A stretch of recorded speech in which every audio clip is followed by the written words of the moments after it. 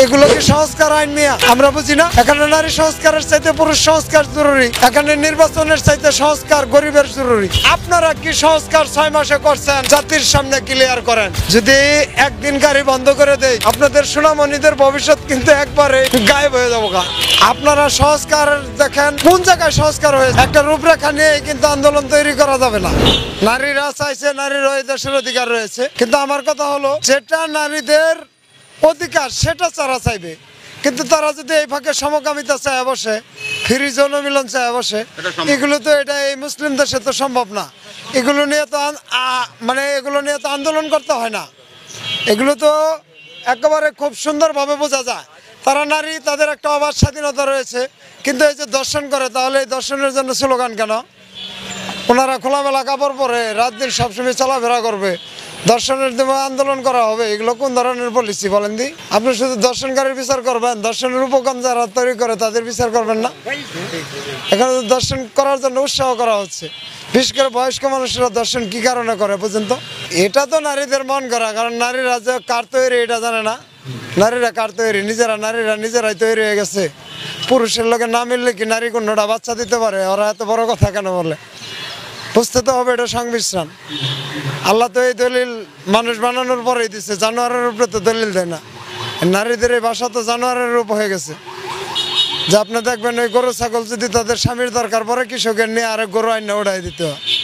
মেয়েরা কি এই ধরনের সংস্কৃতির কথা বলতেছে নাকি? এটা তো কোরআন মানুষের তৈরি করা, এটা মানুষ আল্লাহ যে বিধান আল্লাহ রসুলকে দিচ্ছেন 1500 বছর আগে, ওই বিধান নিয়ে যদি এখন যারা কল্প পরিচালনা করে, আপনার নারী অধিকার কর্মীদের অবস্থা দেখেন তো দেখি। আপনার জমিন টিভি রিপোর্টারের প্যান্ট পরার অবস্থা দেখছেন?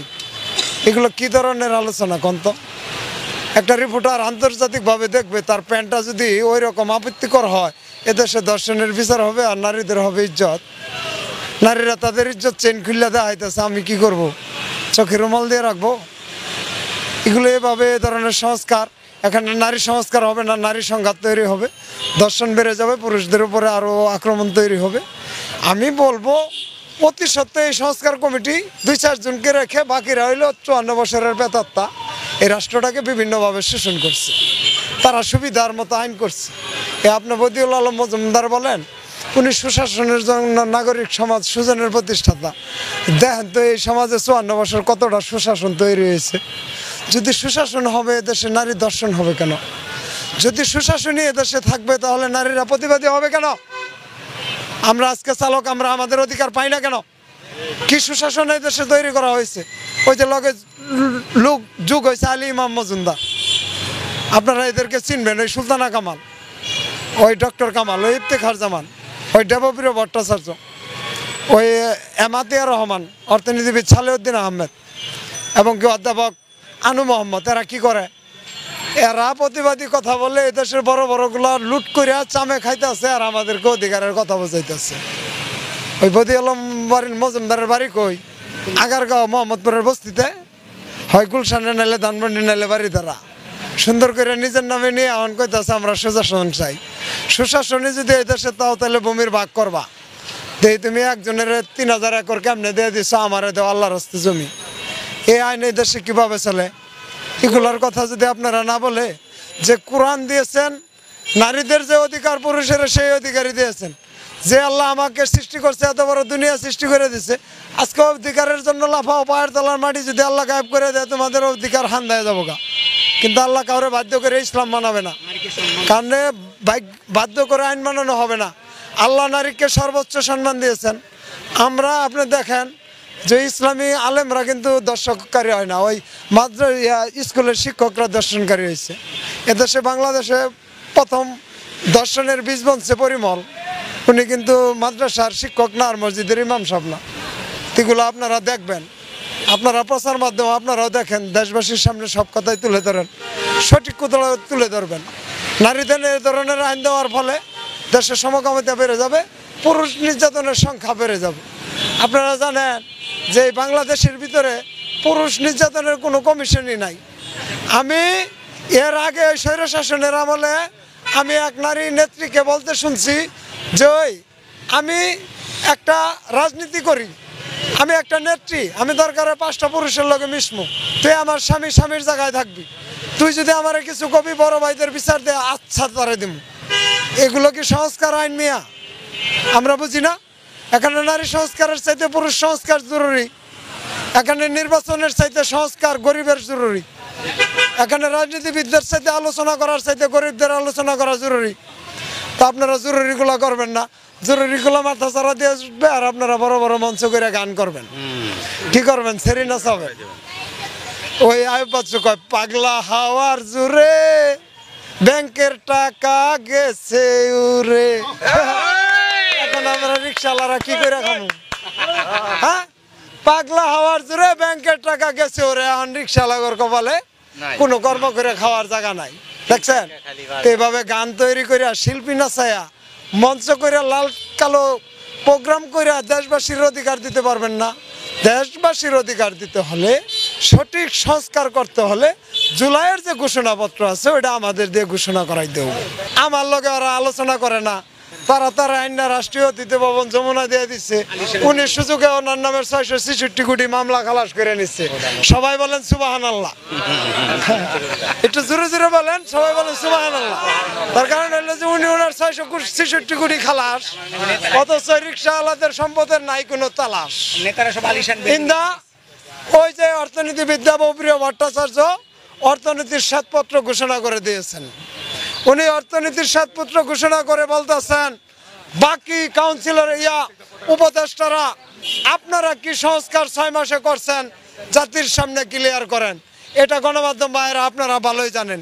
আমি দেবপ্রিয় ভট্টাচার্যের কাছে একটি প্রশ্ন করতে চাই, আপনি যে অর্থনীতির শ্বেতপত্র ঘোষণা করলেন, এই যে নিপীড়িত চালক, এদের ব্যাংক ব্যালেন্স কত আছে দেখেন তো? 0। কোন ব্যাংকে এদের কি অ্যাকাউন্ট আছে? এরা বছরে কয় টাকা কামায়, কয় টাকা আয় ব্যয় করে? আপনি কার শ্বেতপত্র ঘোষণা করলেন? সেই শ্বেতপত্রের ভিতরে সুবিধাবাদীদেরকে সুযোগ দেওয়া হয়েছে এই 3 চাকার চালকদেরকে নিপীড়িত করার জন্য তড়িঘড়ি করে এ ধরনের একটি হিসাব ব্যবস্থা কমিশনের কাছে জমা দিয়ে আমাদেরকে রাষ্ট্রের কাছ থেকে আলাদা করে দেওয়ার চেষ্টা করতেছে। প্রিয় দেশবাসী, এবার আপনাদের সামনে আমরা খালি মিনতি করি, আপনাদের কোনোদিন সাবধান করি না। আজকে একটা সাবধানের সুরে বলি, শনিবারে ভর্তি পরীক্ষা হয়, যদি একদিন গাড়ি বন্ধ করে দেই আপনাদের সোনামণিদের ভবিষ্যৎ কিন্তু একবারেই গায়েব হয়ে যাবো। কোনো ভর্তি পরীক্ষার শিডিউল কিন্তু ঠিক রাখতে পারবো না। সাবধান করতেছি দেশবাসী, আমাদের উপরে অত্যাচার করার চাইতে আমাদের নিয়ে আলোচনা করেন। কোনো সুখে নাই, খুবই শান্তিতে 8-10টার পর আমরা গাড়ি চালাইতে পারতেছি। আমাদের যখন মারালে আমরা ডাক্তার থাকতে পারবে, ফলে গিয়েছিল 60 টাকা, সেই চাল 75-80 টাকা কেজি। আর আমরা দাম বাড়ছে, কোনো উন্নয়ন দেখাতে পারছে। 5 বছর থাকার এত কোনো প্রশ্নই আসে না। 5 বছর থাকলে দেশ তো হয়ে যাবে আর দেউলিয়ার পথে। কোনো ভূমিকা দেখতেছি না, চুরি ডাকাতিও বেশি হচ্ছে। আমি বলতে চাই একটাই, বেশি কিছু বলবো না, একটাই বলতে চাই, এই যে তৎকালীন সরকার এত কোনো আমি ভূমিকা দেখতেছি না। রাস্তাঘাট পুলিশ প্রশাসন কারো কোনো ভূমিকা দেখতেছি না, কোনো ভূমিকা দেখতেছি না। চুরি ডাকাতিও বেশি হচ্ছে। তাতে মনে করি যে তত্ত্বাবধান সরকার থাকাকালীন অবস্থায় ইলেকশন দিয়া একটা ভোটের মাধ্যমে সরকার আনিয়া দেশ হাতে তুলে দিয়ে চলে যাবে। আমি এটাই চাই।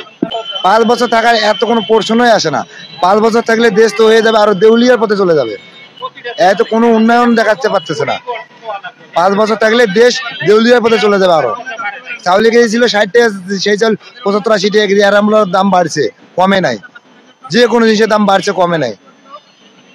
তাতে এতে 25 সালের মধ্যে ইলেকশন দেওয়া চাইছে ডাক্তার ইউনূস।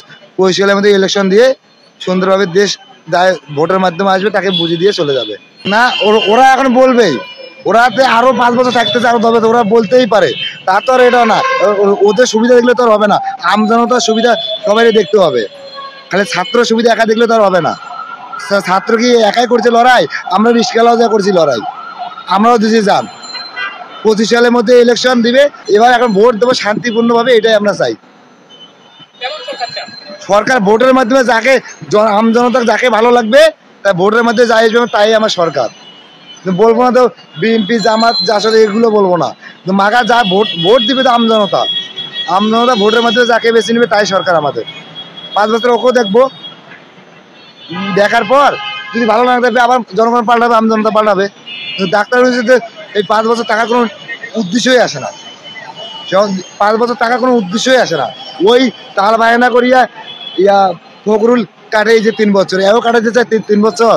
আমার বাংলাদেশের জনগণকে আমরা বোধা তাল বায়না করে 3 বছর কাটে এই যে ফখরুল, এই এও ওই 3 বছর টানিচ্ছে স্যার। আমজনতা যখন মাঠালে আমরা ডাক্তার থাকতে পারবে না। ওকে ভদ্রতার সহিত বা আছে ডাক্তার ইউনুস তে ভাই করুক, ওর মাধ্যমে একটা ইলেকশন হয়ে চলে যাক, দেশ শান্তিতে থাকুক। তাহলে খারাপ আছে? ওর মাধ্যমে একটা ইলেকশন হয়ে চলে যাক দেশ। কোনো সুখে নাই খুখে শান্তিতে। আজ 10টার পর আমরা গাড়ি চালাইতে পারতেছি না, আমাদের রিস্ক। আমাদের গাড়ি সেদিকে গাড়ি নিচে ওয়ারিদ আমার 3টা চিন্তায় আটক করেছে। আমি চালাক দেখে পিক আপ সিরে দিয়ে গাড়ি ধরি উল্টাকে মারছি দৌড়। রাত্রেবেলা গাড়িটা 10টার পর রাস্তাঘাটে হাঁটা খুব মুশকিল হয়ে গেছে জনগণের। আমরা খালি আমার না, আমজনতা সবাই রে।